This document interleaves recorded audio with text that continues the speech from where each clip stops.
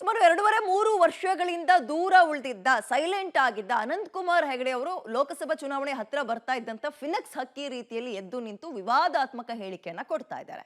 ಈ ಹೇಳಿಕೆಯನ್ನ ಸ್ವಪಕ್ಷ ಬಿಜೆಪಿ ಅವರೇ ಸಮರ್ಥನೆ ಮಾಡ್ಕೊಳ್ಳೋಕೆ ಹಿಂದೇಟು ಹಾಕ್ತಾ ಇದ್ದಾರೆ. ಕೆಲವರು ಅಂತರ ಕಾಯ್ದುಕೊಳ್ತಾ ಇದ್ದಾರೆ. ಹೀಗಿರುವಾಗ ಕಾಂಗ್ರೆಸ್ ಸುಮ್ಮನಿರುತ್ತಾ?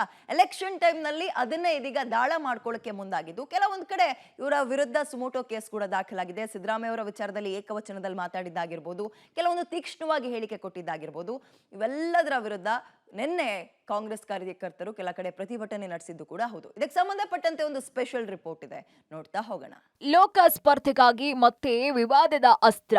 ಮಸೀದಿಗಳ ಬಗ್ಗೆ ಅನಂತಕುಮಾರ್ ಹೆಗ್ಡೆ ಪ್ರಚೋದನಾಕಾರಿ ಹೇಳಿಕೆ. ಕುಮಟಾ ಪೊಲೀಸ್ ಠಾಣೆಯಲ್ಲಿ ಸುಮೋಟೋ ಕೇಸ್ ದಾಖಲು. ಸಂಸದ ಅನಂತಕುಮಾರ್ ಹೆಗ್ಡೆ ಅಂದ್ರೆ ಸಾಕು, ವಿವಾದಾತ್ಮಕ ಹೇಳಿಕೆ ಕೊಡುವ ನಾಯಕ ಅಂತಾನೆ ಪ್ರಸಿದ್ಧಿ.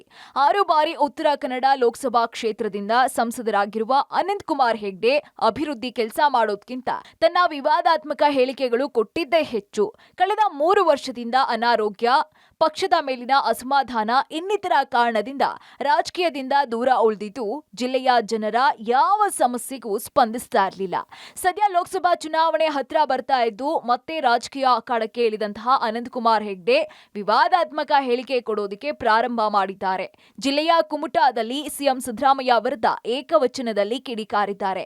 ಇದಲ್ಲದೆ ಬಾಬ್ರಿ ಮಸೀದಿ ಮಾದರಿಯಲ್ಲಿ ಭಟ್ಕಳದ ಜಾಮಿಯಾ ಮಸೀದಿ, ಶಿರಸಿಯ ಮಸೀದಿಗಳಲ್ಲಿ ದೇವಸ್ಥಾನದ ಕುರುಹು ಇದ್ದು ಅವುಗಳನ್ನ ಒಡೆಯೋದಾಗಿ ಸುಳಿವನ್ನ ನೀಡುವ ಮೂಲಕ ಪ್ರಚೋದನಾಕಾರಿ ಹೇಳಿಕೆಗಳನ್ನ ಕೊಟ್ಟಿದ್ರು.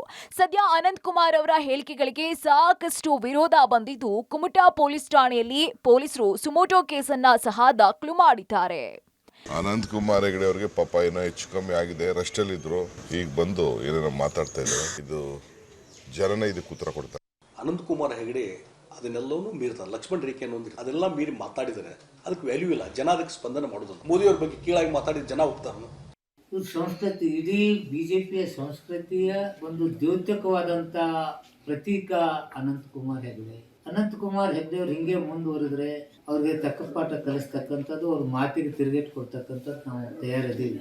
ಇಂಥ ಮಾತುಗಳು ನಿಮಗೂ ಶೋಭೆ ತರೋದಿಲ್ಲ, ನಿಮ್ಮ ಪಕ್ಷಕ್ಕೂ ಶೋಭೆ ತರೋದಿಲ್ಲ. ತತ್ಕ್ಷಣ ನೀವು ಸಿದ್ದರಾಮಯ್ಯ ಅವ್ರ ಕ್ಷಮೆ ಕೇಳಬೇಕು. ಸಿದ್ದರಾಮಯ್ಯನವರು ಈ ರಾಜ್ಯದೊಳಗ ಅಷ್ಟೇ ಅಲ್ಲ, ದೇಶದೊಳಗ ತಂದೆ ಆದಂತ ಬೆಂಬಲಿಗರನ್ನ ಹೊಂದಿದ್ದಾರೆ. ಇನ್ಯಾವ ಪುಟದೋಷಿ ಅನಂತ ಹೆಗಡೆ ಗೌರವದಿಂದ ಮಾತಾಡಲಿ. ಸಿದ್ದರಾಮಯ್ಯನವ್ರ ಬಗ್ಗೆ, ಕಾಂಗ್ರೆಸ್ ಬಗ್ಗೆ ಏನಾದರೂ ಒಂದು ಹೆಜ್ಜೆಯನ್ನ ಏಕವಚನ ಸಿದ್ದರಾಮಯ್ಯನವರಿಗೆ ಮಾತಾಡಿದ್ರೆ ಇಂಥ ನಾಯಿಗಳಿಗೆ ಯಾವ ಬೇಕಾದ್ರೂ ಬುದ್ಧಿ ಕಲಿಸ್ತೀನಿ. ಮಗನೇ, ನಾನು ಅಲ್ಲಿಗೆ ಬಂದು ನಿನಗೆ ಉತ್ತರ ಕೊಡ್ತೀನಿ. ಅನಂತಕುಮಾರ್ ಹೆಗಡೆ ಅವರೇ, ಮೈಂಡ್ ಯುವರ್ ಟಂಗ್. ಏನು ಅನಂತಕುಮಾರ್ ಹೆಗಡೆ ನಿಮ್ಮ ಅಪ್ಪನ ಮನೆ ಆಸ್ತಿ ಥರ ಆಡ್ತಿರಲ್ಲ ಹಿಂದೂ ಧರ್ಮನ. ನಮ್ಮ ಎದೆ ಸೀಳಿದ್ರೆ ಶ್ರೀರಾಮನೂ ಕಾಣಿಸ್ತಾನೆ, ಸಿದ್ದರಾಮಯ್ಯನೂ ಕಾಣಿಸ್ತಾರೆ, ಬಾಬಾ ಸಾಹೇಬ್ ಅಂಬೇಡ್ಕರ್ ಕಾಣಿಸ್ತಾರೆ, ದೇವರಾಜ ಅರಸರು ಕಾಣಿಸ್ತಾರೆ, ನನ್ನಂಥ ಹುಡುಗರೆ ಶಿವಕುಮಾರ ಸ್ವಾಮೀಜಿನೂ ಕಾಣಿಸ್ತಾರೆ. ಇವ್ರ ಹೇಳಿಕೆಗಳಿಂದ ಎಕ್ಸೈಟ್ ಆಗಿ ಗಲಾಟೆಗಳು ಮಾಡ್ಕೊಂಡು ಯಾರಿಗಾದ್ರೂ ಹೆಚ್ಚು ಕಡಿಮೆ ಆದರೆ ಅನಂತಕುಮಾರ್ ಹೆಗಡೆ ಬರ್ತಾರ. ನಮ್ಮ ಸರ್ಕಾರ ಕಠಿಣ ಕ್ರಮ ತಗೊಳುತ್ತೆ. ಅನಂತಕುಮಾರ್ ಹೆಗ್ಡೆ ಹೇಳಿಕೆಗಳು ಉತ್ತರ ಕನ್ನಡ ಜಿಲ್ಲೆಯಲ್ಲಿ ಅಶಾಂತಿ ಮೂಡಿಸೋದಕ್ಕೆ ಹೊರಟಿದೆ ಅಂತ ಕಾಂಗ್ರೆಸ್ ನಾಯಕರು ಕಿಡಿಕಾರಿದ್ದಾರೆ. ಅಲ್ಲದೆ ಈ ಹಿಂದೆ ಸಹ ಅನಂತಕುಮಾರ್ ಹೆಗ್ಡೆ ಹೇಳಿಕೆ ಕೊಡ್ತಾನೆ ಬಂದಿದ್ದು ಸತ್ಯ. ಬಿಜೆಪಿಯಲ್ಲಿ ಅವರಿಗೆ ಟಿಕೆಟ್ ಕಷ್ಟವಿದ್ದು ಹೇಗಾದ್ರೂ ಮಾಡಿ ಟಿಕೆಟ್ ಪಡಿಬೇಕು ಅನ್ನೋ ಕಸರತ್ತನ್ನ ನಡೆಸ್ತಿದ್ದಾರೆ.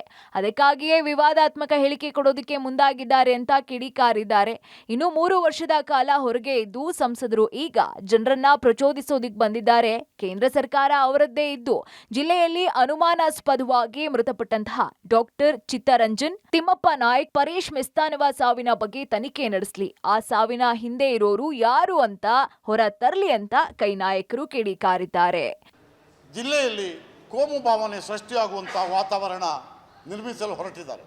ಅನಂತಕುಮಾರ್ ಹೆಗಡೆ ಅವರಿಗೆ ಋಣ ತೀರಿಸುವ, ಅವರೇ ಹೇಳುವಂತೆ ಆ ಸಾವಿರ ವರ್ಷ ತಂದರು ಋಣ ತೀರಿಸಬೇಕಂತ ಹೇಳುವ ಅನಂತಕುಮಾರ್ ಹೆಗಡೆ ಅವರು, ಅವರ ಗುರು ಚಿತ್ತರಂಜನ್ ಹೆಗಡೆ MLA, ಭಟ್ಕಳ MLA, ಇವರ ಹತ್ಯೆಯ ರೂವಾರಿ ಯಾರು ಅಂತ ಹೇಳಿ ಬಹಿರಂಗಪಡಿಸಲು ಇವರು ಹೋರಾಡಬೇಕಾಗಿದೆ.